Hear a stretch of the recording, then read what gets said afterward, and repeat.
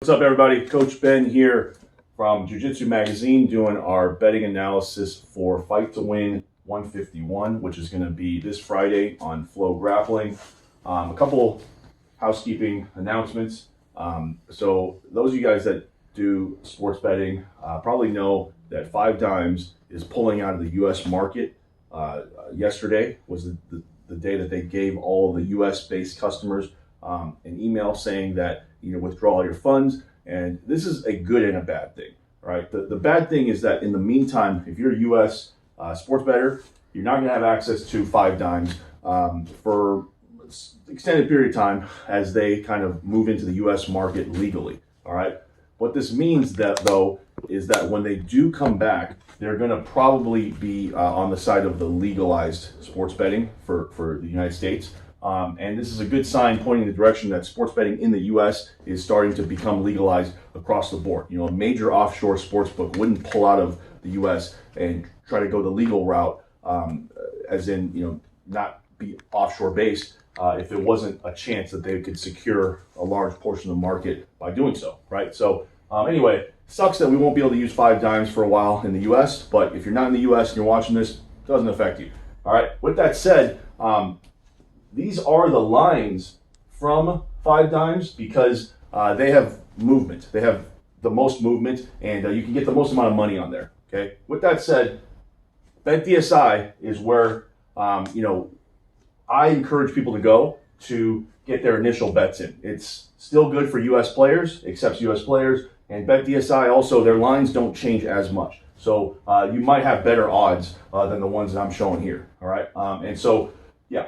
Anyway, this ties along with the betting analysis article that's going to be on Jiu-Jitsu Mag. So let's get started. All right, I had one error here I have to correct. Okay, I originally thought that Rafael Lovato Jr. and Tex Johnson were going to be the main event. Just because it's Lovato Jr., but I was wrong. Okay, they're actually co-main. All right, Kennedy and Cashinho are the main event. Okay, but doesn't matter. We're going to go from top down this time. But just know that this is the co-main, this is the main, and this is the featured match on the main card. Okay, so let's start with Rafael Lovato and Tex Johnson. So I initially set these lines. They have already shifted on some sites. All right, I'm not sure what they look like on BetDSI, but Rafael Lovato is now up to a minus 400, meaning he is implied 80% implied probability to win.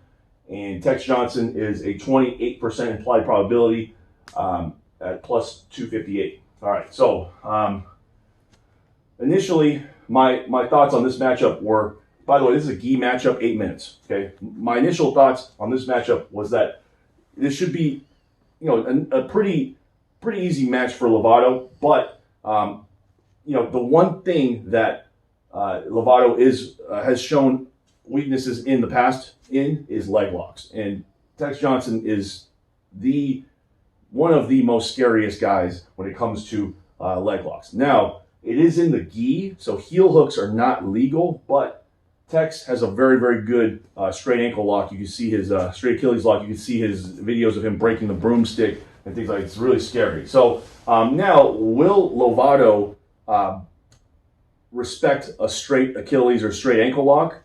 I don't know yet. Okay, I have seen, if you go back, this is a very long time ago. Not sure it's even relevant. You'll see matches with Lovato and Husamar Palhara's ADCC, where Lovato seems to just not want to mess with leg locks. He taps sooner than, it's probably for him. He's getting into MMA, doesn't want to risk it, and now he's going against a guy who is also very dangerous with leg locks. So there is a risk in betting Lovato as a huge favorite, right? There are paths to victory for Tex. What do I think is going to happen? I think Lovato's probably going to win by submission or by judge's decision. But at the same time, are you really going to risk somebody at minus 400? If you'd have to bet 400 to get 100 in return. It's up to you. I can't really tell you.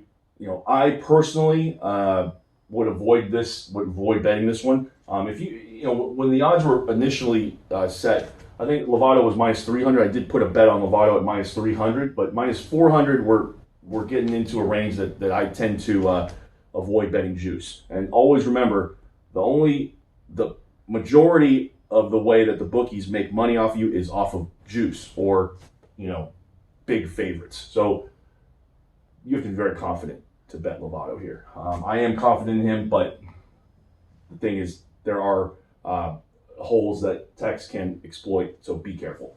All right, next match. So remember, this is a co-main, right? This is a co-main event. Next match, Marcio Andre, Gabriel Arges. This is kind of a strange matchup. Marcio has moved up quite a bit in the last few years, weight class-wise. Gabriel is a middleweight, right, I believe. So he's middleweight world champion, and this is a gi match. So I don't really think that the lines are off here. It's pretty sharp. And let me just make sure that this is a gi match. So give me 1 second while I check this. So there's just I do have my message here from Seth Daniels, the promoter. So I want to make sure that I have this right before I continue here. And I know these things kind of change from time to time. So you gotta make sure. Yes, they're all gi matches. Just want to make sure I confirm that they're all gi matches. This is Rafael and Tex is a gi match at 205. Marcio and Gabriel Arges is a gi match at 185. So this is going to be at a weight that Marcio is generally is heavier than the weight that he normally competes at. And then this match here is at 155 in the gi. Okay, so they're all gi matches. These two are 8 minutes, and this one is 10 minutes. All right, so knowing that information, it's a gi match. Gabriel Arges is gi world champion at a higher weight class than Marcio generally competes at. I would say it's pretty accurate. There may even be some value on Gabriel. I tend not to want to bet in this situation because Gabriel's not really a fight to win. His style does not really translate as well to fight to win rules as IBJJF, where he is the current world champion. And Marcio, Marcio has won the last few times he's competed. The last time he competed was against Ronaldo Jr. He got a decision there. Judges thought he did enough. It was pretty controversial, but in that matchup, I believe he was a slight favorite. Okay, so looking at the percentages, letting the percentages kind of do the betting for you, I would steer clear of this one because I just think that Gabriel is the rightful favorite, but at the same time, he's not a finisher, so you kind of have to be careful when you bet, somebody that's juiced up to 238 here, minus 238 at 70% implied probability. Okay, and my recommendation would be to avoid these two at the current odds, but again, you guys have to make your decision based on the information that is out there. Okay, main event. Baby Cobrinha, so little Cobrinha, Cobrinha's son, Kennedy Maciel, and Cashinho. Cashinho seems to be a staple now at Fight to Win, and he's once again the main event. This one is a much closer matchup, right? I initially set the lines, I believe Kennedy was at minus 130 and Cashinho was at plus 100. Kennedy has shifted toward being a much larger, not much, but slightly larger underdog favorite here, and Cashinho has just moved a little tiny bit more in the underdog direction. All right, so 47% for Cashinho, Kennedy at 62%. I expected this to happen. I thought that people would see value on Kennedy and move the line toward him being a bigger favorite. The thing here is that you have to take into account here how much more experience Cashinho has than Kennedy competing in the gi at the highest level. We're talking years and years of experience. Now, Kennedy is the he is the higher, I guess, he is the higher ceiling. Most people would agree. Most people think that he can even surpass his dad in competitive greatness. And so, yes, there probably was value on Kennedy at minus 130. I think there might be a slight bit of value on Kennedy here at minus 161.